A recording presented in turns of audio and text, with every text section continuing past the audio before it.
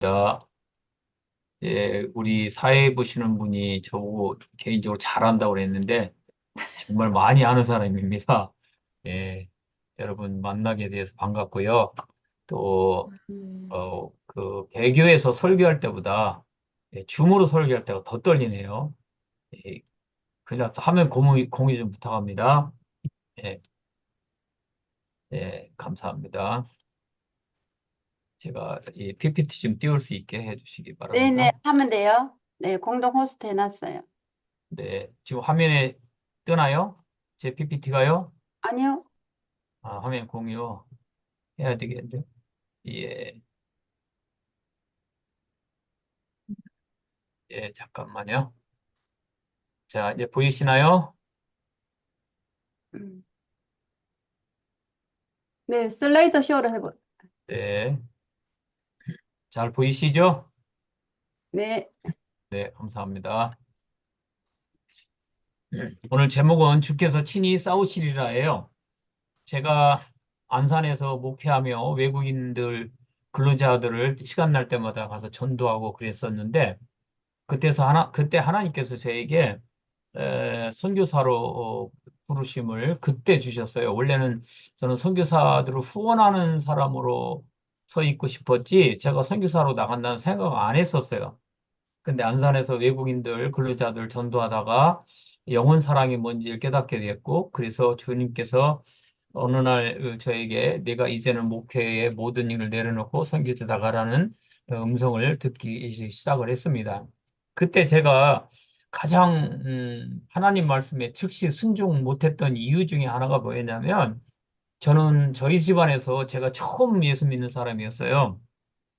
아무도 저를 위해서 기도하는 형제자매가 없었고, 또 엄마, 아버지도 형제, 자매도 저를 반대하거나 오히려 저를 대적하면 했지, 누구도 저에게 격려를 해주거나 헌금을 해준다든지 기도해 준다든지 그럴 수 있는 분이 없었어요. 그렇기 때문에 또 힘들었고, 또 저는 그 고등학교 졸업한 이후에 재수할 때까지 세상에서 너무나 방황하다가 죽음 앞에 죽음의 문턱까지 갔다가 극적으로 예수님을 만났는데 그러다 보니까 성품적으로나 믿음의 가정에서 성실하게 이렇게 착하게 좀 우리 아내처럼 예쁘고 사랑스럽게 크질 못해서 제가 이 선교사로 쉽게 순종하면서 나가기가 무서웠어요. 선교사는 좀 성숙하고 또 말에나 행동에나 또 삶 속에 성실함과 진실함이 있는 사람이야지 나같이 아직 들떨어진 사람은 선교지 가서는 안 되겠다 이런 생각이 있어서 많이 두려웠어요. 그 제가 하나님 앞에 하나님 나는 안 됩니다. 옆 교회에 있는 어떤 목사님 아주 괜찮은데 그 사람 보내주고 저는 제가 후원할 테니까 저는 보내지 마세요라고 했는데 너무너무 두려운 거예요. 제가 기도하면 할수록 무섭고 안 나가면 마치 주님께서 한 대 때릴 것 같은 생각도 들고 정말 무서웠어요. 그래서 제가 기도하면서 어느 날은 하나님 그러면 내가 선교사 나간다고 하면 어떤 좀 음성을 들려주시던지 어떤 내가 꽉 붙잡을 수 있는 뭔가를 좀 주세요. 말씀을 주시던지. 그래서 제가 그 기도를 하다가 어느 날 성경을 읽는데 그것이 바로 출애굽기 14장 13절 14절이에요. 이거 뭐 유명한 말씀이잖아요. 특히 14절에 보면 여호와께서 너희를 위하여 싸우리시리니 너는 가만히 있을지니라 이 말씀이 있어요.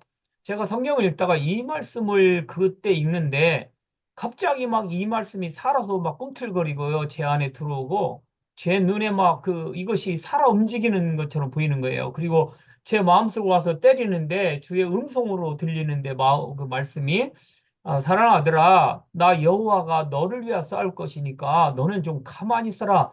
그리고 순종하고 나아가기만 해라 하면 내가 싸울 것이고 내가 한다. 이런 말씀을 주시는 거예요. 제가 그래서 정말 하나님 두려워서 더 이상 제가 이유를 못 달고 예 알겠습니다 하나님 그리고 이제 제가 선교사로 헌신을 하고 나가게 되었어요. 그래서 지금도 저는 이 말씀을 붙듭니다. 어떤 상황 어떠한 사람을 만날지라도 내가 싸우지 않는다 하나님이 싸운다 이 말씀을 지금도 붙들고 있고요. 아마도 저는 선교지에서 살다가 또 언제까지 될지 모르겠다 죽는 날까지는 이 말씀을 반드시 붙들고 살 것입니다. 그 아멘. 우리가 잘 아는 그 다윗과 골리앗의 싸움이 사무엘상 17장에 나오는데 그 내용에서도 보면 이 다윗이 이런 말을 합니다. 17장 45절에 너는 칼과 창과 단창으로 내게 나오거니와 나는 만군의 여호와 이름으로 너와 싸운다. 이런 말씀이 나와요. 아멘. 다윗도 비록 어리고 또 큰 세상에서 말하는 탁월한 군사력을 갖고 있는 사람이 아니할지라도 그 2미터가 넘는 그 장수와 싸웠었을 때 결코 그 사람 역시 쉽지는 않았을 거예요. 그런데 이 다니엘이가 나갈 수 있었던 이유는 뭐냐면 여호와 하나님께서 나와 함께 싸울 것이고 내 네. 하나님 여호와가 싸울 것이라는 믿음의 확신이 있었다고 저는 믿습니다. 또한 아멘. 역대하 14장에도 보면 11절에 아사 왕이 기도가 나오는데 아사 왕이 전쟁을 할 때에 거의 뭐 10배 이상, 130배, 100배의 그 군사력을 가진 사람들과 도저히 싸워서 이길 수 없는 상황이 있을 때 아사 왕이 기도하는 기도가 뭐였냐면 역대하 14, 11절에 이렇게 써 있어요. 강한 자와 약한 자 사이에는 주밖에 도울 리가 없사오니라는 말이 나옵니다. 우리 하나님 여호와여 우리를 도우소서. 그 강한 견고한 진들과 내가 싸우기에는 나는 비록 정말 부족하고 연약한 자고 그 싸워서 이길 수 있는 힘이나 이길 수 있는 방법이 없습니다. 그런데 우리가 이 싸움을 내 싸움이 아닌 여호와의 싸움, 하나님의 싸움을 만들기 위해서는 선포를 해야 됩니다. 너는 칼과 창과 단창으로 나지만 나오는 여호와 이름으로 나간다. 강한 자, 약한 자, 네가 강한 자가 되어서 나를 치러왔지만 나같이 연약한 자는 오직 여호와 하나님의 이름으로 내가 간다. 이렇게 외치고 그 믿음으로 선포하고 나갈 때 주님이 나를 대신해서 싸워주신다는 것이죠. 제가 아멘. 선교제 갔을 때 정말 어려운 큰 일이 하나 벌어졌어요. 그 당시에 저희가 사는 지역에 이민국 FRO에서 저를 불렀어요. 갔더니 제가 그동안 여기 제가 사는 사역지에 와서 그동안 무엇을 했는지 그 종이에 가지고 있는 종이에 제가 뭘 했는지 다 기록돼 있었어요. 몇 년 몇 월부터 며칠까지 제가 그 고아원을 하다가 그 고아원 아이들을 먹여 살리기 위해서 닭농장을 한 적이 있어요.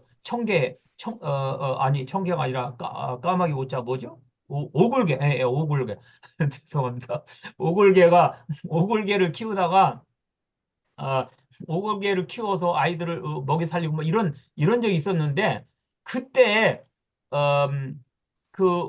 그 사람들이 그걸 다 알고 있더라고요. 제가 닭을 키운 것도 알고 있고요. 그리고 제가 누구하고 무슨 일을 했는지도 그 사람들은 이미 다 알고 있었어요. 참 놀랍더라고요. 어떻게 이런 걸 다 빼고 있을까? 나중에 알고 보니까 그 지역 경찰을 SS라고 부르는데 그 친구들이 저의 일거수일투족을 다 기록하고 있었던 거였어요. 그래서 그 사람들이 저를 불러놓고 하는 말이 2달 안에 너는 이 나라를 떠나야 된다. 내가 너를 추방시키겠으니 너는 빨리 나가라. 네 스스로 나가라. 나가지 않으면 경찰에 고발할 것이고 선교사라는 말을 안 했는데 제가 뭘 하고 있다는 걸 이미 다 알았기 때문에 추방시켰다는 얘기겠죠. 선교사니까. 그런 상황이 있었어요. 그리고 저는 저만 그런 줄 알았더니 또 감리교 선교사님 한 분하고 어, 고신측 선교사님 한 분하고 저하고 세 가정을 불러가지고 추방시키겠다 하는 그런 상황이었어요. 그래서 저희가 이제 같이 모여서 기도하고 이 일을 잘 해결해 나가자 그랬더니 그 두 분은 자기들이 알아서 할 테니까 놔두고 저보고 혼자 알아서 하라 그러더라고요. 뭐 그래서 그렇죠 합시다 라고 해서 저는 이제 돌아왔어요. 그 한 달쯤 됐을 때 이미 이민국에서 이 두 분을 불러가지고 그 안 나가니까 강제로 추방을 시켜버렸어요. 그래서 한 달 안에 이 두 가정이 이미 추방을 당한 상태예요. 이제는 저는 저 한 가정만 이제 한 남은 거예요. 저도 뭐 이제 제가 강한 자와 약한 자 사이에서 도우실 이 나의 이 싸움을 이기게 하시는 이는 오직 여호와 하나님이란 한 분이라는 것은 저는 정말 확신하고 있었고요. 또 출애굽기 14장 14절에도 여호와께서 너를 위해 싸운다라고는 확신이 있었기 때문에 비록 떠날 때 떠나더라도 영적 싸움을 싸워야 되겠다는 생각이 들었어요. 그냥 나가라 해서 단순히 나가지 말고 영적 싸움을 끝까지 한번 싸워보자. 그래서 제가 외치기 시작하고 선포하기 시작했어요. 그게 뭐냐면 베란다에 나가서 이민국을 향해서 손을 들고 외치기 시작했습니다. 이렇게 손을 막 뻗고 외치면서 내가 나사렛 예수 이름 명하노니 나를 내쫓으려고 하는 그 FRO에 있는 군상이라는 한 분하고 조시라고 하는 한 분하고 군상이 조시 두 분이 있었는데 이분이 저희들을 내쫓으려고 했거든요. 그래서 나사렛 예수 이름 명하노니 군상이 조시는 나를 내쫓으려고 하는 악한 계획에 악한 생각들이 그 머릿속에서 떠나갈지어다라고 계속 선포하고 기도했고요. 또 하나는 만약에 이 일이 잘 해결되어서 내가 안 떠나게 되고 남게 되면은 너희 두 명은 이 도시에서 떠나서 산간 지역으로 나갈지어다라고 이걸 매일 외치기 시작했어요. 두 가지입니다. 저들의 나를 안 나가게 만들어주는 하나님의 싸우심과 또 하나는 나에게 싸움을 걸어왔으니까 너도 한번 쌍코피 터져봐야 되지 않냐라는 생각에 이 자리에서 떠나가지고 산골짜기로 떠나갈지어다 이런 기도였어요. 저는 모르겠어요. 제가 확신하는 건 하나밖에 없었어요. 여호와 하나님께서 나를 위해서 싸울 것이고 여호와 하나님께서 싸울 것이니까 내가 싸우지가 쫓아가서 싸우지 말고 가만히 선포하고 나는 기도하자. 그런 생각이었던 거예요. 그래서 막 기도하고 시작했어요. 근데 어느 날 현지인이 저를 부르는 거예요. 그래서 갔더니 이 친구가 뭐라고 얘기하냐면 제가 어떤 어려움에 처했는지 잘 안 돼요. 그래서 어떻게 아냐 그랬더니 자기 친구 중에 한국 사람이 한 명이 있는데 그 친구한테 들었대요. 그래서 친구의 친구는 자기 친구라는 거예요. 그래서 제가 갑자기 그 친구가 돼가지고 그 친구가 저를 도와주겠다는 거예요. 그러면서 저보고 어떠한 서류를 만들어 오라고 하더라고요. 그래서 서류를 갖다 줬는데 일주일, 2주일 후에 연락이 왔어요. 와보라고. 그래 갔더니 안 나가도 된다는 레터를 사인을 해준 거예요. 이게 참 너무 신기한 거예요. 그래서 제가 아니 어떻게 나만 안 나가게 되냐? 세 가정을 불렀고 두 가정이 이미 추방당했는데 나만 남았는데 어떻게 나는 안 보냈냐? 제가 그렇게 선포하고 기도하고 하면서도 조금 안 믿어지더라고요. 그래서 제가 이해가 안 돼서 그 친구한테 어떻게 해결했냐고 물어봤어요. 그때 그 친구가 그 바로 옆에 어떤 분을 소개하는데 이분이 키가 190에 등치가 막 어마어마합니다. 그 등치가 좋은 그 친구가 저 사람이 해결했다 그러더라고요. 그게 저 사람이 누구냐 그랬더니 저 사람이 부동산 업자기도 하지만 우리가 사는 지역을 데라둔이라고 그러는데 그 데라둔에서 깡패 두목이다 그러더라고요. 깡패 두목이 에빠로 가가지고 이 이란 군상의 조시한테 가서 이 필립이 저 내 친구인데 손질하지 마. 너 손 안 대면 아마 넌 죽어. 이랬을 것 같아요. 어쨌든 그렇게 해서 깡패가 저의 문제를 해결해 주었어요. 하나님이 싸우신 거죠. 하나님이 하신 거죠. 쟤는 그 친구 건달 맞았나 본 적도 없고 그 친구 누구지도 몰라요. 하나님께서 그 일을 하게 하셨다고 저는 지금도 확신합니다.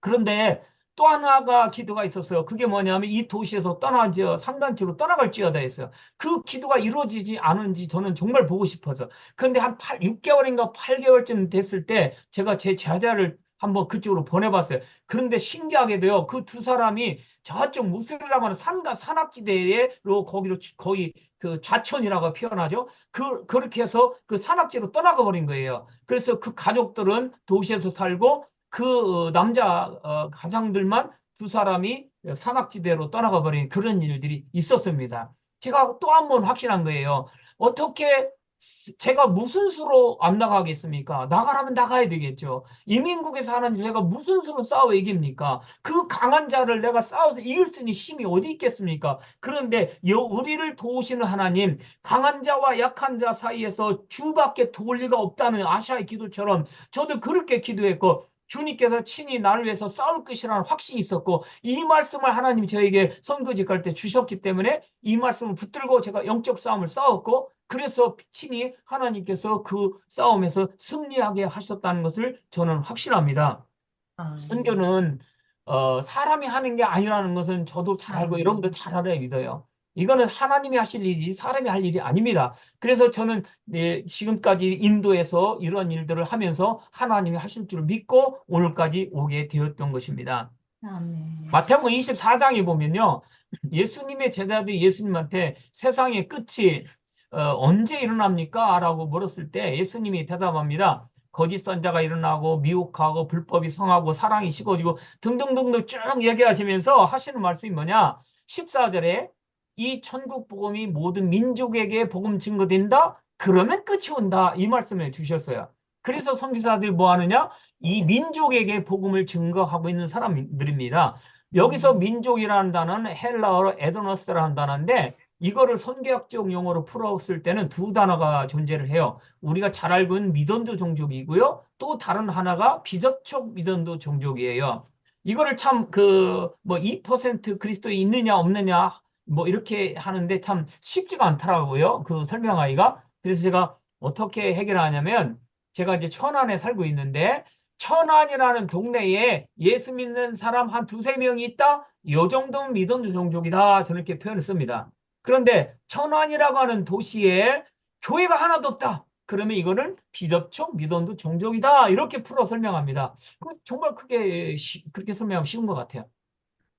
그런데 저는 하나님 앞에 받은 사명이 뭐냐면요. 지금까지 하나님이 하게 하신 것은 미던조 종족이 아닌 비접촉 미던조 종족. 인구 30만, 40만이 넘어가고 어떤 종족이 있는데 그 종족 안에 교회가 없는 것. 이런 곳으로만 하나님이 인도하게 하셨어요. 그래서 저는 대도시에서 별로 살아본 적이 없고요. 이사를 1년에 한 번 혹은 2년, 어떤 때는 1년에 두 번 한 적도 있고 계속 개척하면 끝나면 옆 동네로 건너가고 거기서 교회 들어가서 개척하면 또 옆 동네로 이사하고 이렇게 살다 보니까 이사를 참 외출하듯이 했던 제 아내가 고생을 많이 했습니다만 그래서 제가 아내를 지금도 엄청 위하고 그럼에도 불구하고 저렇게 고생했는데 왜 이렇게 이쁜지 모르겠어요. 참 신기하긴 한데 예, 그래서 제가 비접촉 믿은 종족을 찾아서 그 사람들에게 복음을 증거하고 그런 일들을 해오면서 오늘까지 오게 되었고요. 지금 이 화면에 보면 이제 여기가 인도인데요. 제가 이제 델리에서 수도 델리에서 위쪽으로 요 정도 가면 여기 데라두라는 도시가 있어요. 여기서 제가 이제 주로 사역을 했어요. 근데 인도가요. 비접촉 미던드 종족이라고 단어를 썼을 때 인도는요 310종족입니다. 310종족이 남아 있고요. 요거는 요소 프로젝트라든지 FTT에 의해서 제가 받은 자료입니다. 그 다음에 밑에 보면 네팔이 10종족이 남아 있는데요. 중국은 18종족밖에 안 남았다고 그분들은 얘기를 합니다. 그래서 저는 그렇다면 단일 국가로는 인도가 전 세계에서 가장 많은데 그렇기 때문에 인도가 너무도 중요하고 이 비접촉 미던도 종족 안에 교회가 들어가야만 예수님이 오신다라는 확신을 갖고 그 비접촉 미던도 종족 안에 교회를 개척하기 위해서 오늘까지 살고 있는 겁니다. 제가 주로 요 지점쯤에서 사역을 주로 했었습니다. 근데 지금은 요 네팔 국경지대로 요 정도, 인도하고 네팔하고 중간 요 국경지대에 지금 들어가서 지금은 사역을 하고 있습니다.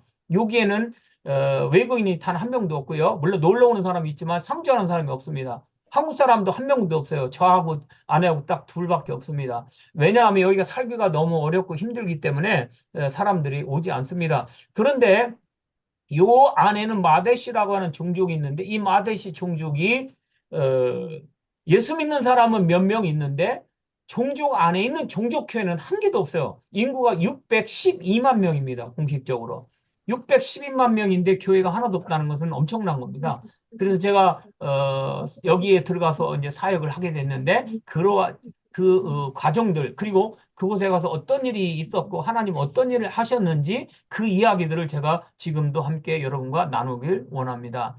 자, 제가 인도에서 사역할 때 가장 핵심적인 사역자가 누구냐면 바로 이 친구 이름이 디네시 쿠마라는 이 친구입니다. 이 친구하고 같이 사역을 했는데 이 친구 엄마가 이분이고요. 이분이 아빠예요. 근데 이 엄마가 초등학교 5학년도 제대로 공부도 못하고 5학년 간신히 5학년 때 5학년까지 공부하고 그만둔 사람인데 이분이 글씨도 잘 못 읽는 분이 이 남편이 우체부였어요. 그래서 이 남편이 우체부가 여기 이수 블라따해라는 이 잡지가 수치인 불명이라 집에 왔는데 집에 갖다 놓은 이 잡지를 이 어머니가 이 책을 읽기 시작을 했어요. 근데 첫 페이지에 이 간증이 있었는데 어떤 간증이 있었냐면 그분이 몸이 아팠는데 예수 그리스도의 이름으로 기도하고 병 낫기를 위해서 간구했더니 예수님이 치료해 주셨다라는 간증이 있었어요.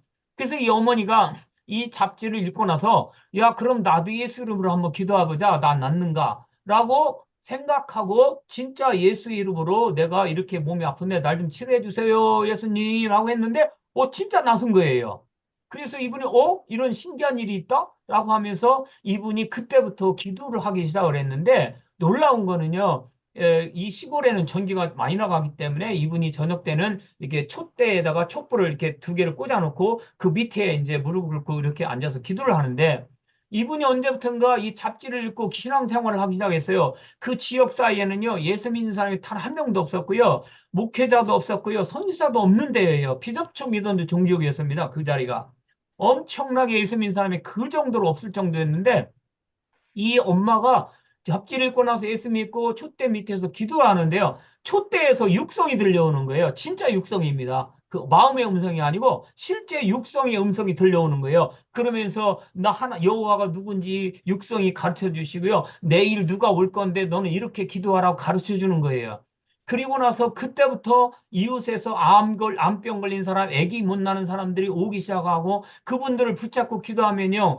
어, 아기를 10년 동안 아기를 못 낳은 사람이 시어머니가 남편한테 나가서 애 낳고 오라고 하는 상황 속에서 이 언니한테 상의하러 왔더니 이분이 이 바가따지라는 분이 그 여자분한테 이 잡지를 주면서 읽어보고 지금까지 힌두교 신으로 기도했는데 이제부터는 예수 신의 이름으로 한번 기도해봐라. 그러면 하나님이 네 기도 들어줄 거라고 기도했는데 6개월 후에 진짜 임신을 합니다.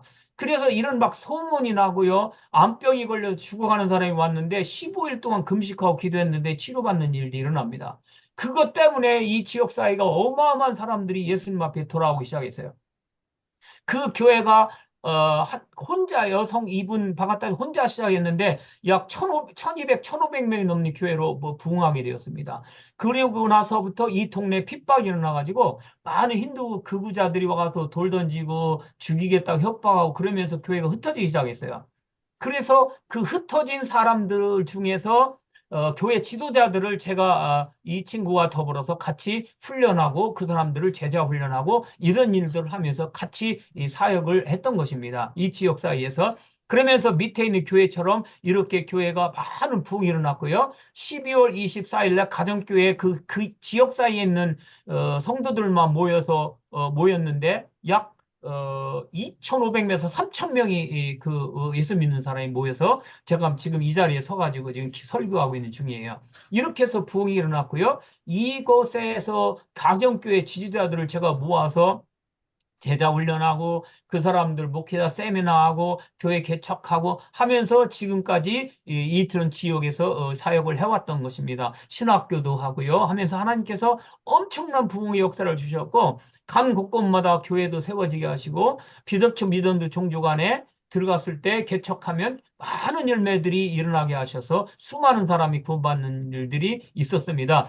그래서 제가 그 당시에 사람들 중에서 약 30명 정도, 25명에서 30명 정도 숫자가 조금씩 바뀌게 했는데, 어쨌든 이 사람들을 모아가지고, 너네들은 너의 그 있는 자리에서, 개척한 자리에서만 머물지 말고, 교회가 없는 30만 명, 20만 원, 30만에서 50만 이렇게 많은 종족이 있는 숫자가 있는 곳에 교회가 없는 지역이 아직도 많다. 그러니 니네들이 들어가서 교회를 개척하고 지속적으로 일을 해나가라라고 제가 많은 도전을 했고 이 세미나를 통해서 교회 개척단을 설레고 해가지고 지속적으로 기도하고 전도하고 가정교회 세우고 이런 일을 해왔습니다. 그들 중에서 요 한 사람들을 소개하면 이 왼쪽에 있는 이분은 라준 씨라는 사람인데 아까 그 디네시 쿠마르라고 하는 그 사람의 형이에요. 제일 큰 아들이에요.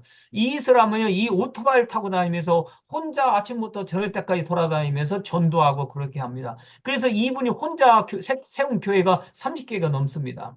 요 분은 요 보따리 안에 수건이라든지 뭐 양말이라든지 애기 옷이라든지 베개 같은 걸 가지고 돌아다니면서 전도합니다. 근데 우리 제자들은요, 가서 물건 팔기 때문에 이 사람들을 테러하지 않습니다. 물건 팔아 온 사람인 줄 알아요. 그런데 나중에는 꼭 들어가서 그 집에 아픈 사람이 있냐, 귀신 사람이 있냐라고 묻습니다. 그러면 힌두교는요, 워낙 우상 숭배를 많이 하니까 귀신 들린 사람이 많아요. 시름시를 앓는 병을 가진 사람이 많아요.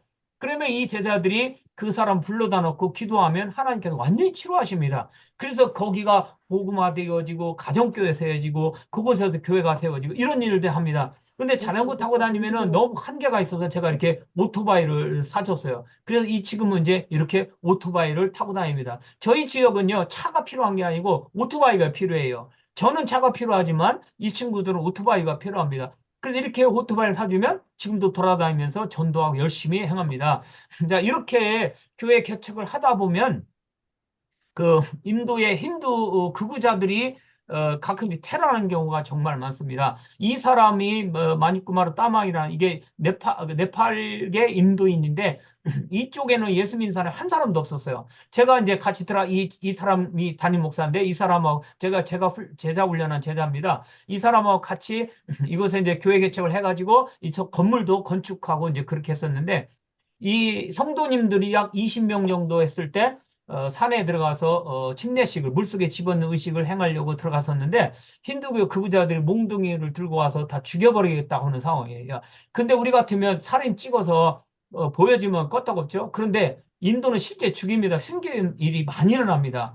그래서 이 담임 목사가 목을 내밀고 나도 죽여라, 나도 죽여라 하면서 힌두 극우자들이 물러갔다가 나중에 6명이 다시 왔어요. 이 건물 안에는 이 바두르 따망이라는 사람 혼자 있었는데 그때 와가지고 이 사람을 해요를 합니다. 네가 만약 이 건물을 힌두교 건물로 만들면 모든 교인들도 불러다주고 월급도 책임지고 네 자네 생활비 뭐 다 책임지겠다라고 하는데 이 친구가 예수님이 날 위하여 십자가에 죽어주시고 부활하셔 영원한 생명을 주셨는데 내가 그 하나님 어떻게 버릴 수 있고 떠날 수 있냐라고 하니까 그 뒤에서 있던 그 힌두교 극우자가 몽둥이를 들고 때렸는데 그 자리에서 이 사람 다리가 두둥강이 나고요. 온몸이 다 뼈가 부러지고 몰매를 맞아가지고 기절해서 실진을 했어요. 그런데 이제 동네 사람들이 그러다가 병원에 갖다 놨는데 2달 만에 이분이 결국은 순교했습니다. 그리고 그 사모님은 1년 뒤에 심장마비를 죽었고요. 요 담임 목사는 뭡니까 코로나 때문에 걸려가지고 또 죽었고요. 그래서 이 세 사람이 다 죽고 나니까 그 사모님 혼자만 남은 건데 이 사모님 혼자 남았을 때 제가 가가지고 사모님 여기 있다가는 사모님도 죽습니다. 테러 당하고. 그러니 호주에 딸이 있으니까 딸한테 가서 평안하게 살시면서 여생 보내세요. 그랬더니 그 부인이 하는 말이 그 앞에 사람이 몇 명 있었는데 성기사님 이분은요 예수님이 2달 됐고요. 이 사람이 6개월 됐고요. 이 사람 내가 지금 전도하고 있는 사람이에요. 만약에 내가 이 사람들 버리고 가면 이 영혼은 누가 책임집니까? 저는 못 갑니다. 라고 말을 하더라고요. 저는 참 속으로는 정말 이분이 정말 믿음의 사람이고 하나님의 사람이구나. 자기도 테러 당할 수 있고 자기도 죽을 수 있는데도 불구하고 하나님을 복음 전하는 일을 지속하지 위해서는 자기가 떠나지 않겠다라고 결단하는 걸 제가 봤어요. 그래서 정말 손을 꼭 잡고 정말 뜨거운 눈물로 기도해주고 그 집을 떠나왔던 기억이 지금도 생생합니다. 이처럼 비접촉 민원도 종교 간의 교회 개척한다는 거는 때로는 목숨을 걸어야 됩니다. 그래서 제가 비접촉 민원 종족을 위해서 계속 기도하면서 하나님 이제는 현재 내가 사역하고 있는 그 지역을 떠날 때가 됐는데 하나님 나 어디로 갈까요? 라 기도하고 있었어요. 그리고 하나님 누구를 보낼까요? 기도하고 있었어요. 그런데 주님께서 네가 가라라는 말씀을 주시더라고요. 그래서 하나님 좋아요. 제가 가겠습니다. 근데 나 어디로 가요? 근데 다 말씀을 안 하세요. 그래서 어느 날 계속 한 2년에서 3년 가까이 나 어디로 갑니까? 나 뭘 합니까? 하나님 길을 보여주세요라고 기도했는데 어느 날 주님이 막 기도하는데 갑자기 이 친구가 라딴이라고 하는 네팔계 인도인인데 이 친구에게 전화하라는 말씀을 주셔요. 그래서 왜 하나님이 전화를 하실까? 라고 제가 이 친구한테 전화를 걸었어요. 전화 걸어가지고 뭐 잘 지내냐? 그랬더니 이 친구가 잘 지내다 하면서 자기는 금식했다 그러더라고요. 왜 금식을 했냐? 그랬더니 하는 말이 비접촉 미던족 종족이라고 하는 마데시 종족이라는 종족이 있는데 그 안에 들어가서 교회를 개척해야 되겠는데 혼자 가기가 너무 두렵고 혼자 가기는 정말 감당하기 어려워서 같이 갈 수 있는 사람 보내달라고 기도하고 있다 그러는 거예요. 그리고 저는 이제 하나님 어디로 갑니까? 어디로 인도해 주세요. 기도하고 있었고요. 그래서 이 이야기를 듣자마자 이건 하나님 나를 그쪽으로 보내시는 사인이구나 라고 제가 생각하고 이 친구한테 둘이 같이 가자라고 해서 그 마데시 종족 안에 가기로 했었는데 반은 제가 아까 네팔 쪽에 있고 반은 인도 쪽에 있다고 했잖아요. 근데 인도 쪽에는요, 핍박이 가장 심한 지역 중에 하나예요, 거기가. 만약에 제가 가게 되면 이 친구는 분명히 순교할 거예요. 저는 아마 감옥 갈 수도 있어요. 그렇기 때문에 쉽게 선택을 못 하겠더라고요. 그래서 그 반대편 핍박이 조금 덜한 네팔로 제가 넘어가게 된 거예요. 그래서 네팔에 도착해서 기도하기 시작을 했는데 세상에 네팔은요, 그 네팔간이라는 지역이 얼마나 살기가 힘든지, 무르에서는 막 달걀 삶은 냄새가 나지, 또 뭐 기름은 둥둥 뜨지, 머리를 한번 감고 나면 머리는 떡이 지지, 40도, 50도에서 넘어가고, 막 이 집회 한 번 하고 나면요, 얼마나 더운지 온몸에 진액을 빼고요. 교인들이 뭐라고 하냐면, 지옥이 있다면 이 온도보다 딱 10도 정도 더 덜 거라라고 말할 정도로 그만큼 덥고 살기가 힘든 거예요. 그래서 제가 정말 어떻게 해야 될지도 모르겠어요. 그래서 계속 기도하면서 저렇게 제가 한 기도가 뭐였냐면요. 아버지 살려주세요. 살려주세요. 이 기도만 했고요. 아버지 아무것도 안 보여요. 나 뭐 해야 될지 어떻게 해야 될지 모르겠어요. 날 좀 살려주세요. 그 기도를 계속 하고 있었어요. 근데 오늘 하나님이 저에게 음성을 들리면서 뭐라고 얘기하냐면 그 네팔 간지에 있는 지역 사이에 있는 목회자들을 만나라 그러시더라고요. 그래서 제가, 그렇구나. 그래서 목회자들을 만나기 시작했어요. 목회자들 약 한 300명. 이것은 이제, 마테시 종족이 아니고 네팔 사람들의 교회를 말하는 겁니다. 그래서 네팔 간지로 가서 어떤 사역을 할까라고 했을 때 이분들을 통해서 사역의 방향을 제가 하나님의 인도하심을 받게 되었어요. 이분들을 목회자들 만나서 얘기하면서 정말 재밌는 현상을 봤는데 여기 있는 이 목회자들한테 제가 물어봤어요. 여러분들은 어느 대학에서 신학을 공부했고 몇 년을 공부하셨습니까? 라고 물었더니 어떤 사람은 3년 했는데 3년제 신학을 했다는 사람은 한 두세 명밖에 없고 나머지 약 280명 그 290명 이런 정도의 사람들은요. 전부 다 1년제 혹은 6개월 이렇게 공부했다는 거예요. 그러니까 1년 동안 공부하고 또는 6개월 공부하고 목사가 됐다는 거예요. 그 어떤 친구는 너는 몇 년 됐냐 그랬더니 자기는 딱 2주밖에 안 됐대요.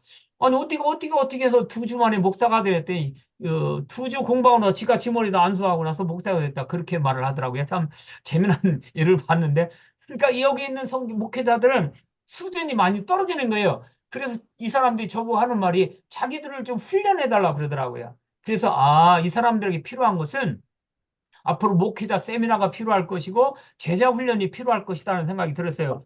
제자 훈련은 제가 하나님의 힌두교에 맞는 제자 훈련이 무엇인지 어떻게 하는지를 현장에서 제가 알게 하셨어요. 그래서 제가 책으로 그걸 써놓고 아직 출판을 못했고요. 제가 그 박사학위도 신학적 관점에서 제자 훈련을 통한 힌두교권 선교 방안 연구예요. 그러니까 오랫동안 제자 훈련을 힌두교권에 하다 보니까 힌두교에 맞는 제자 훈련을 책을 교재를 만들게 되었죠. 그래서 그걸 통해서 오랫동안 했던 경험을 바탕으로 이 사람들에게 제자 훈련을 하기로 했던 거고요. 그래서 목회자들을 만나가지고 이들에게 이러한 세미나를 하게 되었어요. 그리고 청소년들을 만나가지고 이 청소년들 집회를 하는데 인도나 네팔은요 정말 청소년 캠프가 너무너무 잘 됩니다. 한 번 하면요 많게는 300명에서 500명씩 모입니다. 그러면 그들에게 모아놓고 캠프를 하면서 아침과 저녁은 제가 거기다 설교하면서 부흥회를 합니다. 점심 때나 오후에는 공과 공부를 하거나 어떤 행위들을 하는데 정말로 놀랍습니다. 이곳에서 설교하고 나서 통성 기도하고 나면 성령이 폭발적인 역사가 일어나고요. 간증하러 가면요. 아이들이 나와서 막 환상을 본 얘기, 음성을 들은 얘기, 회개한 얘기, 예수님이 살아계심을 체험한 얘기들을 끊임없이 간증이 나옵니다. 어떤 그 한나의 예를 들면 어떤 친구는 기도하는데 환상이 보이더래요. 그 환상에 자기 모습이 보이는데 자기 오른쪽에 왼쪽에 이렇게 성경책이 자기 품에 있더래요. 그런데 그 뺑 둘러싸이는 곳에 아프리카 사람이 있더랍니다. 그래서 아프리카 사람들이 자기를 쳐다보면서 이 책이 뭐냐라고 묻더래요. 그래서 이 사람이 하나님이 책이고 말씀이고 쭉 설명하는데 하늘로부터 음성이 들리더래요. 사랑하더라. 너는 이 다음에 커서 아프리카에 가서 복음 증거하는 하나님의 선교사가 되리라라고 하는 음성을 들렸다는 거예요. 그러면서 자기는 앞으로 선교사가 되겠다 간증하는 것도 있고 이런 식으로 곳곳에서 간증이 일어나고 곳곳에서 회개가 일어나고요. 많은 사람들이 복음을 듣고 뭐 이런 일들이 지금도 일어나고 있습니다. 이것이 제가 이제 설교하는 장면들인데 이게 영상이 틀어지나 모르겠네요. 어쨌든 제가 청소년들에게 이 사람들을 모아가지고 제가 옛날에 학교 다닐 때 연극을 좀 했거든요. 그래서 연극을 좀 잘합니다, 연기를. 그래서 연기하면서 이들에게 복음을 가르치고 이들에게 하나님의 말씀을 가르치면서 있으면 털어주세요. 되기만 하면 이런 일들을 지금도 제가 이렇게 행하고 있는 겁니다. 이것이 바로 제가 그들에게 설교하고 있는 그런 내용들입니다. 아마 안 되는 것 같은데요. यहाँ नहीं ऊपर मैच में सिर्फ पोती क्या होगा क्या है वो के अंदर चले जाओ 네.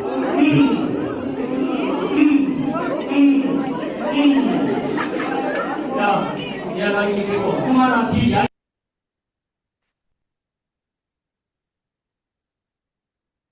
예, 됐습니다. 예, 감사합니다. 저렇게 하나님께서 기회를 많이 주셔서 마음껏 저들에게 복음을 전하고 마음껏 주님 앞에 지금 청소년들을 훈련하고 있는 자입니다. 제가 화면이 보이시나요? 지금 이 화면이 보이십니까? 안 보여요. 다시 공유하셔야 됩니다. 아, 이게 또 문제가 오네. 네, 다시 공유하시면 됩니다. 네, 예, 예. 자, 그래서 잠시만요.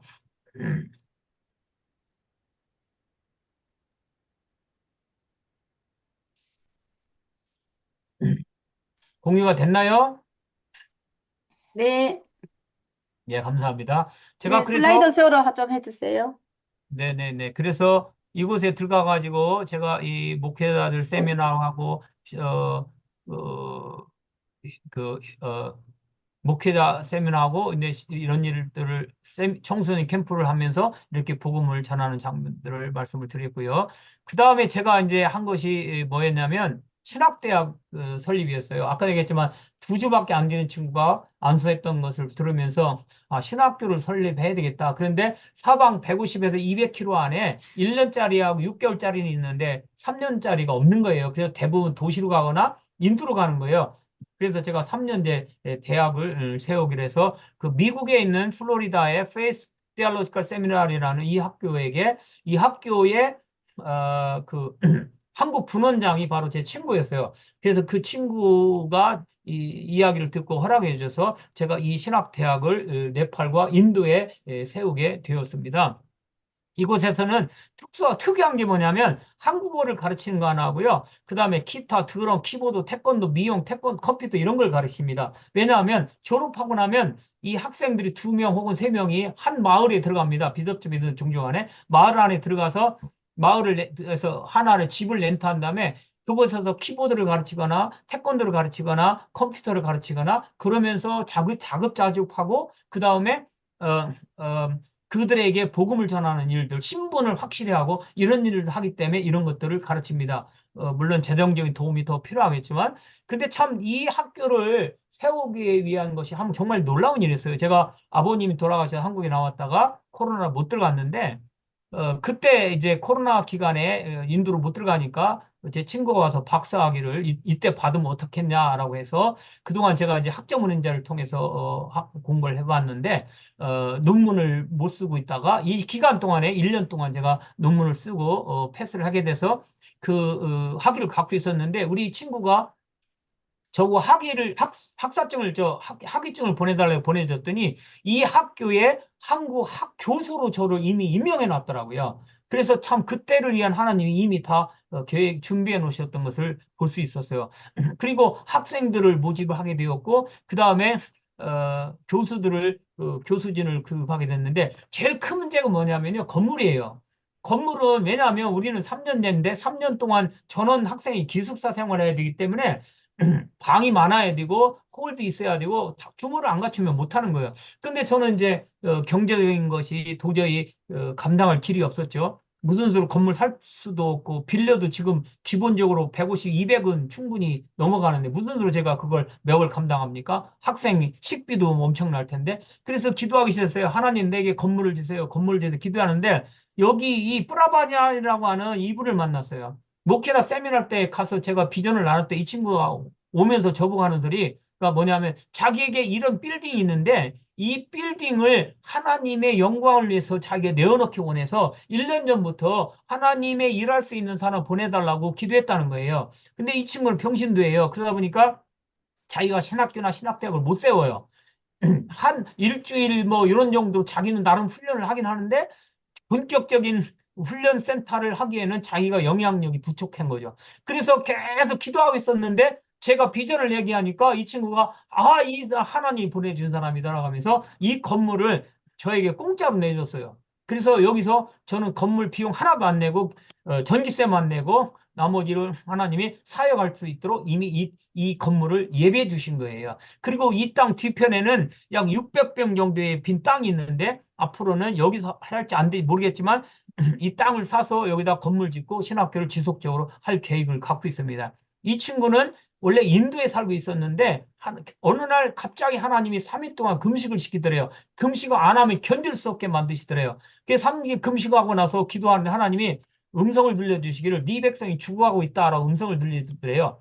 그래서 무슨 뜻입니까? 그랬더니 네가 네팔에서 네가 혼자 예수 믿고 나서 네 형제자매들 전도도 안 하고 다 인도 와 있으니까 네 형제자매들이 다 지옥 가는 거 아니야? 그 말씀을 주시더래요.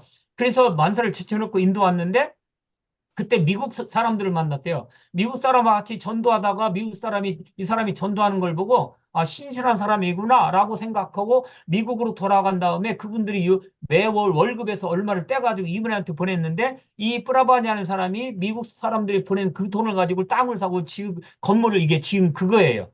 그래서 자기도 이 건물을 세상으로 쓰지 않고 하나님을 위해서 쓰고 싶었는데 그거를 쓸 수 있는 만한 이 규모를 쓸 수 있는 사람이 없었던 거죠. 그래서 계속 기도하고 있었고 저는 이 건물 달라고 기도했었고 그래서 하나님이 이렇게 하셔서 이 일을 행하게 하셨습니다. 그래서 지금 현재는 7월 1일 날 신입생을 받았는데 18명의 학생들이 이렇게 돌아서 지금은 이 18명이 공부하고 있습니다. 얼마나 사랑스러운지 일회생이라 그런지요. 왜 그렇게 사랑하고 왜 이렇게 이쁜지 모르겠어요.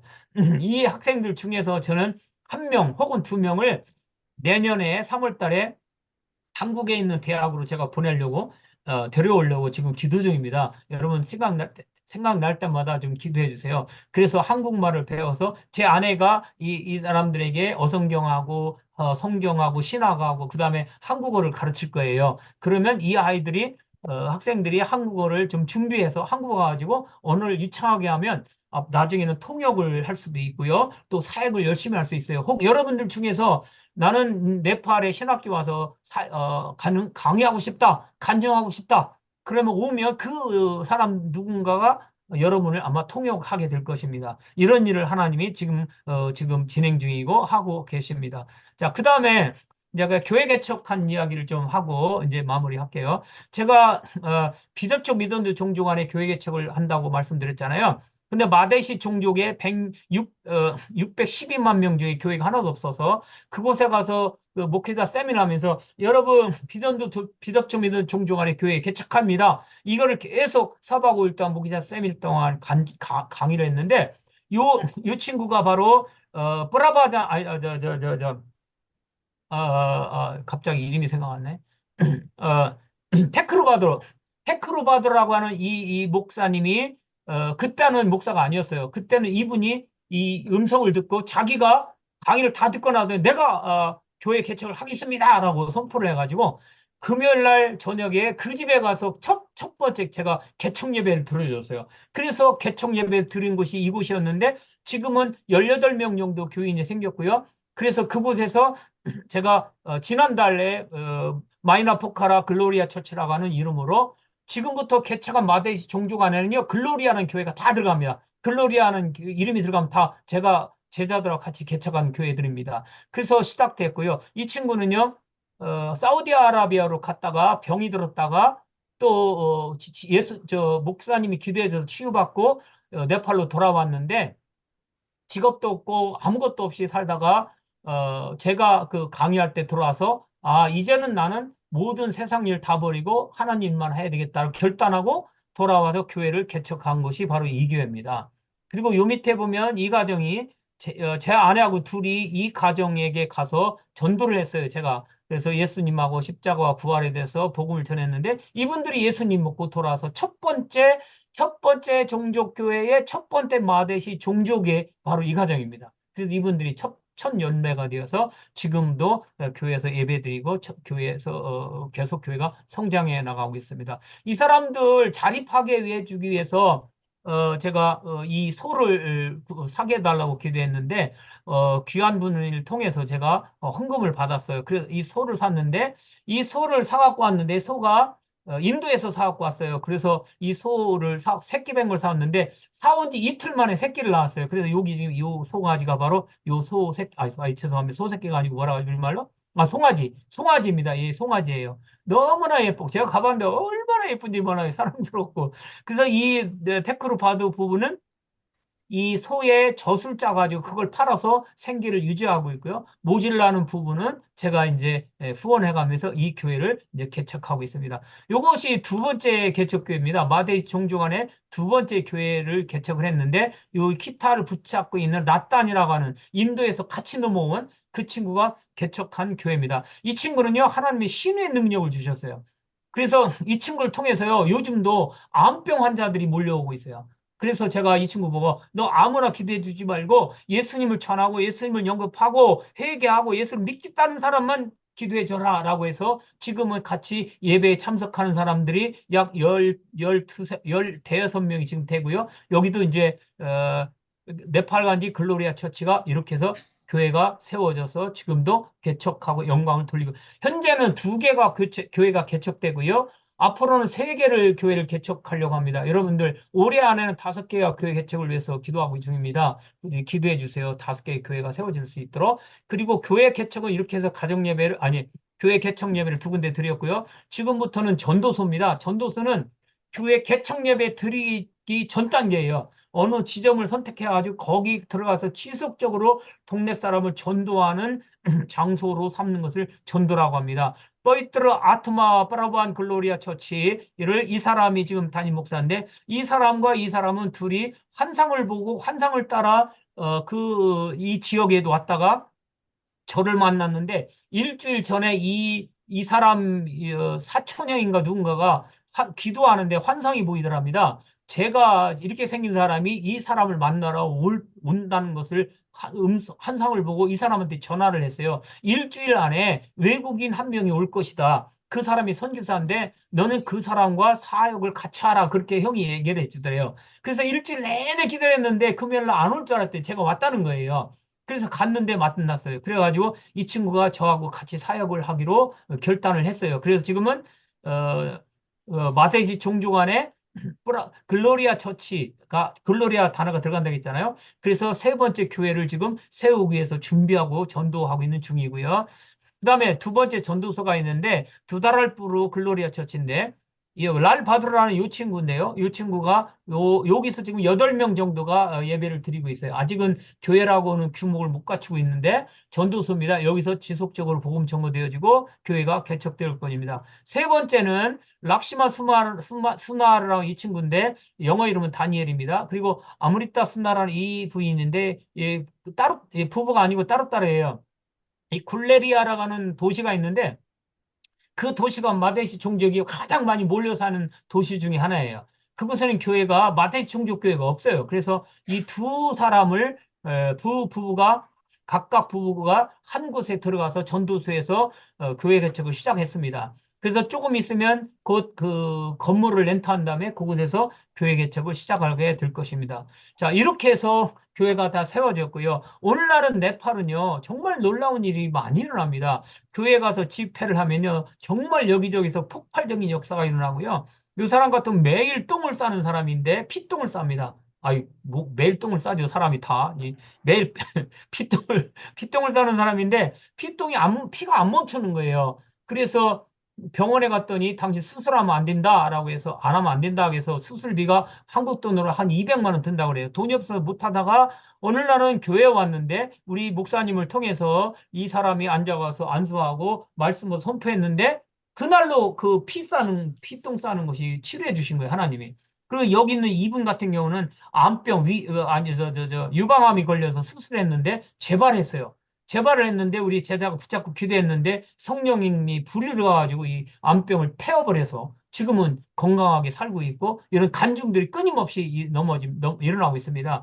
그리고 놀라운 거는요. 저는 뭐 주태여 제가 막 쓰러지라고 안 해도, 그리고 뭐 성령의 뭐 어떤 능력의 역사, 뭐 은사 이런 거 안 해도 뭐 곳곳에서 귀신들이 나가고 곳곳에서 쓰러져 가지고 성령님 앞에 사라져 버린 일들이 지금도 강력하게 일어납니다.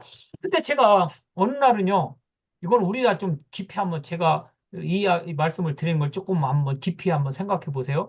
제가 이런 이 일을 현상을 보면서 돌아와서 기도하기 시작했어요. 예수님, 왜 이런 현기주 현장에서는 이런 일들이 막 일어나는데 왜 대한민국은 이런 일이 옛날에 있었지만 요즘은 잘 안 일어나지요? 라고 제가 기도를 했는데 주님이 저에게 이런 말씀 하시더라고요. 한국 사람들은요, 보는 눈, 깨달을 수 있는 지식, 이런 것들이 머리가 깨어 있어서 복음의 말씀을 전하면 그거를 받아들이고 이해하고 깨달을 수 있는 지적 수준, 받아들일 수 있는 인지 능력이 있다. 이렇게 말씀하셔요. 그런데 선교지에 있는 사람들은 특별히 힌두교는요, 눈으로 보는 종교예요. 그래서 많은 신들을 갖다가 신상을 갖다 놔야만 믿어요. 안 보이는 신을 절대로 믿지 못합니다, 힌두교인들은. 그런데 눈으로 역사가 일어나고 눈으로 그 신이 진짜인지 가짜인지 역사가 일어나고 귀신이 떠나가고 질병이 치유받고 쓰러지는 일들이 일어나야 인지 능력이 되는 거죠. 보면서 인지 능력이 생기는 거예요. 그래서 이런 현장이 일어나는 것이다라고 저에게만, 저건 제 개인적인 견해입니다. 그렇게 말씀하시는 거예요. 그래서 저는 확실합니다. 앞으로도 지속적으로 이런 일이 일어날 것입니다. 최근에도 귀머거리, 귀가 안 들린 사람이 걔가 이렇게 손가락을 귀에다 집어넣고 나사렛 예수 이름 명하니 귀가 들릴지어다, 뻥 뚫릴지어다라고 3번을 외쳤는데 끝나고 나니까 이 사람이요, 한 10여 년 동안 귀를 안 들렸는데 뻥 뚫려가 그날 그 즉시 들린다고 말하고 하나님 앞에 영광 들리는 걸 제가 봤어요. 하나님께서 이런 일을 행하면서 지금도 그 비전트 종주간의 교회가 개척되게 하십니다. 여러분, 왜 이런 일이 일어날까요? 비덕초 믿음도 종족 안에 복음이 들어가면, 민족에게 복음이 증거되면 그제 끝이 오리라는 하나님의 말씀이 이루어지기 때문에 그렇다고 저는 확실합니다. 자, 이렇게 해서 제가 오토바이 타고, 저는 차를 사야 되는데, 네팔은 차가 너무 비싸서 못 사고, 오토바이 요걸 지금 타고 다닙니다. 오토바이를 타고서, 이렇게, 오늘날까지 이런 사역을 잘 감당하고 있습니다. 제가 시간이 너무 많이 간 것 같아서, 여기까지만 하는 걸로 하고, 그리고 말씀을 마무리하겠습니다. 요 강아지가 너무 예쁘죠? 이거 하나에 너무 길어서 줄이고, 이 말씀을 마칠게요. 제가 인도에 있을 때 제 아내가 힌디 선교사님들한테 힌디어를 가르쳐요. 그러다 보니까 먼 곳에서 3개월 혹은 6개월씩 이렇게 저희 지역에 와서 힌디를 공부하기 위해서 머무는데 머물 장소가 없는 거예요. 인도는 1년 단위로 계약을 하기 때문에. 그래서 저희가 기도하면서 3층 건물을 다 하나를 렌트했어요. 그래서 1층 우리 짐으로 다 채웠는데 2층, 3층은 우리가 짐을 채울 수 없는 거예요. 돈이 없어서. 그래서 막 기도하고 있었어요. 하나님, 2층도 3층도 건물을 채워야 되는데 최소한 한 2천만 이상 있어야 되는 제가 무슨 돈이 있습니까? 하나님, 이 건물을 채울 수 있게 선교사님들을 위해서잖아요. 선교사님들이 와서 머물 수 있도록 침대, 책상, 그다음에 뭐 부엌 도구, 세탁기도 냉장고도 주세요. 막 기도했는데 어느 날 어떤 장로님이 저한테 오더니 강아지, 이렇게 예쁜 강아지가 있는데 그 애완견을, 강아지를 가져가고 싶냐 묻더라고요. 그래서 그 당시 제 딸이 하나님 나 강아지 주세요 기도하고 있었고, 그래서 우리가 얼른 좋다, 가고 싶다라고 했어요. 그래서 그 장로님과 같이 이제 어떤 그분에 갔는데 진짜 이렇게 예쁘게 생긴 강아지가 그 집에 있는 거예요. 그래서 제가 가가지고 그분한테 우리가 강아지 달라고 기도했고, 이렇게 예쁜 강아지니까 우리가 이 강아지를 가져가겠습니다. 그랬더니 이분이 뭐라고 얘기하냐면 이 강아지를 가져가는 데는 조건이 하나 있다는 거예요. 그래서 대부분 조건이 별로 좋지 않잖아요. 뭐 돈을 내라든지 뭔가 그 컨디션을 말하겠죠. 그래서 이거 말씀해 보시라고 했더니 이분이 하는 말이, 자기가 한국에서 인도로 사업 올 때 2컨테이너의 물건을 다 가지고 왔대요. 그리고 이제 10년이 넘어서 사업을 잘해가지고 돈도 벌고 한국으로 들어가야 되는데, 이 강아지를 가족처럼 키우는 사람에게 자기가 저 2컨테이너 가져온 모든 물건을 공짜로 주겠다는 거예요. 강아지 가져가는 사람한테. 이게 참 별 희한한 일이 벌어진 거죠. 그래서 제가, 야, 참 하나님, 개 2마리에 엄청난 물건들을 공짜로 주신 하나님, 정말 놀라우신 하나님이죠. 정말 저희가 나를 위해서가 아니고 우리 선교사님들 섬기기 위해서 그렇게 기도했을 때 하나님이 물건을 주시는데요. 침대도 책상도 뭐 그 숟가락, 밥가락, 숟가락까지 그 다 주는데요. 얼마나 우리 물건보다 훨씬 좋은 거예요. 너무 좋은 물건을 주셔서 방방마다 2층, 3층을 다 채우고 냉장고, 세탁기까지 다 채웠어요. 그분 물건으로. 그게 너무너무 감사해서 하나님 앞에 하나님 어떡하여 이렇게 나에게 은혜를 주십니까? 나 같은 자에게 어떻게 이런 개 두 마리의 이 어마어마한 물건을 다 주십니까? 기도하는데 주님이 저한테 뭐라고 하시냐면요. 네가 심은 것을 내가 10배를 주었노라 그러시더라고요. 그래서 하나님 나 심은 게 없는데요. 내가 뭐 심었는데 10배를 줘요? 그랬더니 하나님이 한 사건을 생각나게 하는데요. 여자 그 싱글 선교사님이 싼 차를 하나 사갖고 그 차를 운전하려고 나가다가 시운전하러 나갔다가 그 동네 할머니 발을 이렇게 쳤어요. 차가. 그래가지고 그 현지인들이 와가지고 그 이 단기 선교사님을 잡아가지고 유치장에 집어넣으려고 하는 상황이에요. 그러면서 하는 말이 200만 원을 내놔라. 그러면 고소하지 않겠다. 이제 그런 상황인 거예요. 근데 이 선교사님이 200만 원, 20만 원도 없죠. 30만 원에 찬 사람이 무슨 200만 원 있겠어요. 그래가지고 교도소 이제 들어가야 될 판이죠. 그래서 눈물로 기도하고 있는 하나님 200만 원 주세요. 기도하고 있어요. 근데 그 소문이 흘러 한 달쯤 돼서 저희 귀에 들어왔어요. 그래서 제가 그 소문을 듣자마자 기도하기 시작했어요. 하나님, 그분을 이 어려움이 있는데 200만 원 달랍니다. 보내주세요. 허락해 주세요. 그랬더니 주님 뭐라고 하시냐면 네가 알아 그러시더라고요. 그래서 아니 주님 200만 원 돈을 준 다음에 얘기하셔야지 돈도 안 주고 무슨 200 내가 무슨 뭐 주머니 열으면 땅 파면 돈 나옵니까? 나 뭐 어떻게 주란 말입니까? 근데 하나님 말씀을 안 하셔요. 그래서 계속 기도했어요. 내가 주긴 줘야 되는데 어떻게 주지? 무슨 큰일 났네라고 하다가 제 아내한테 가가지고 불렀어요. 여보, 하나님이 이렇게 음성을 들으시네. 나 어떻게 하면 좋아할 때 아내가 하는 말이 여보, 사실은 나도 기도하는데 나도 하나님 음성을 들었어. 그래서 아내하고 둘이 합의가 딱 맞은 거예요. 그래, 그러면 우리가 200만 원 주자. 근데 돈이 없는데 어떡하지? 그랬더니 우리 아내가 돈 걱정하지 마. 나한테 있어. 그러는 거예요. 어? 아니, 돈이 어디서 났어? 그랬더니 우리 아내는요, 저희는 지금까지요, 누가 헌금을 주면, 용돈으로 준 거는요, 조금씩 모읍니다. 그것이 1년이든 2년이든 좀 모으면 제법 큰 돈이 되잖아요. 그러면 그거는 저희를 위해서 안 씁니다. 다른 사람을 위해서요. 저희 아들, 제가 MDB 3년 동안에 한 번도 생활비를 준 적이 없어요. 학비를 준 적이 없어요. 그런데 남한테는 제가 줬어요. 학비도 많이 주고 우리 제자들 학비, 병원비도 많이 주고. 그래 그 돈은 저를 위해서 안 씁니다. 우리 아들도 안 줘요. 그렇기 때문에 이 모은 돈을 그 선교사님한테 주었던 거예요. 그래서 그분이 눈물 흘리면서 받아가고 그 문제가 해결되었어요. 하나님께서 그 사건을 생각나게 하시면서 네가 그렇게 심었잖아. 그래서 내가 너에게 네가 기도한 대로 3층 건물을 다 채울 수 있는 물건을 내가 너한테 준 거야. 라고 하나님께서 그렇게 말씀을 해주시더라고요. 여러분,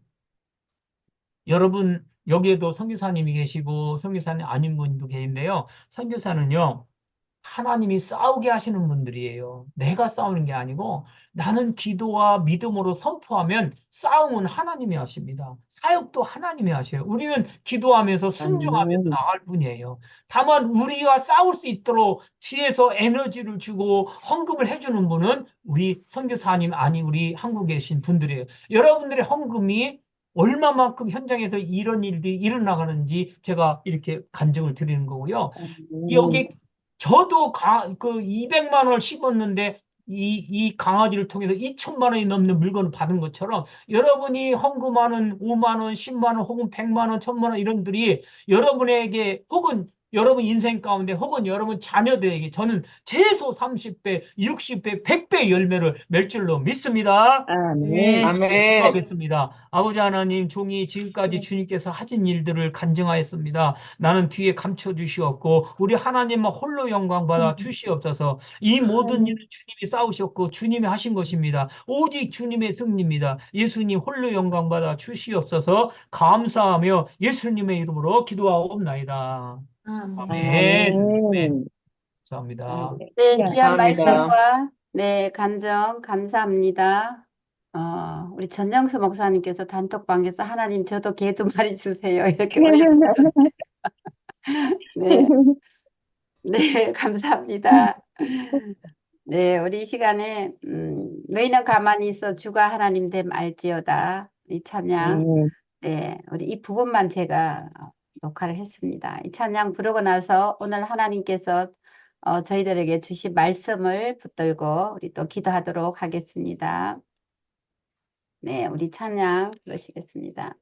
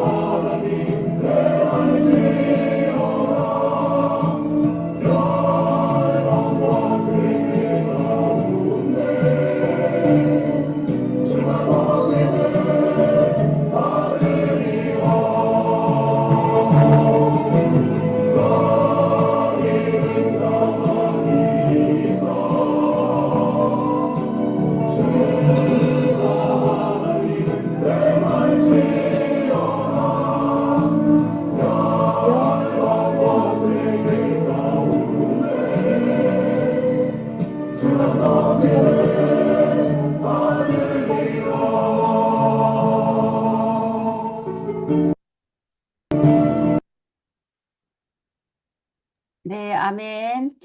네, 열방과 세계 가운데 주가 높임을 받도록 저희가 가만히 있어 하나님이 여호와됨을, 하나님이 구원자이심을 알게 하리라. 이 찬양, 네, 너무너무 네, 은혜가 되는 찬양이죠. 네, 오늘 하나님께 주신 이 말씀을 붙들고 우리가 기도하고요.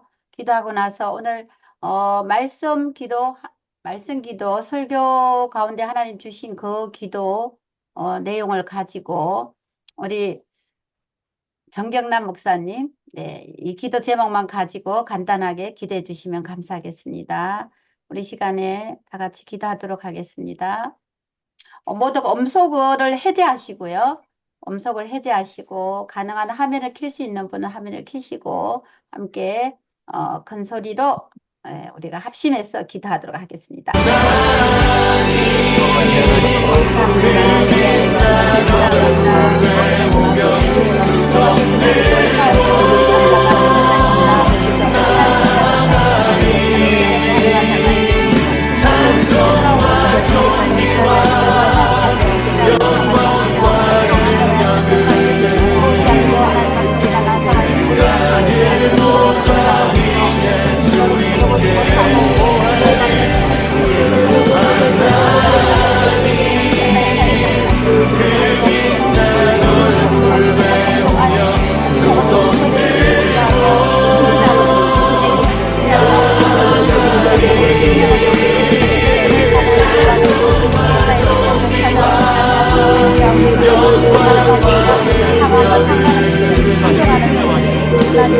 영광